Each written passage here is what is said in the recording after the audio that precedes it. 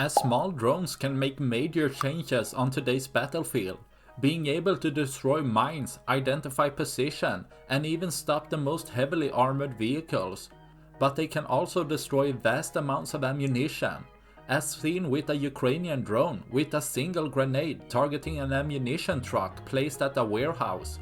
As the grenade hit the chassis, it's enough to start a fire which spreads to the ammunition, lighting up the night and leaving big clouds on the day,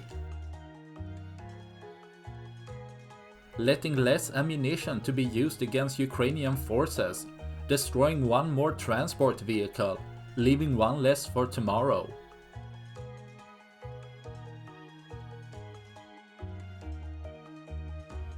That's all I had for this video.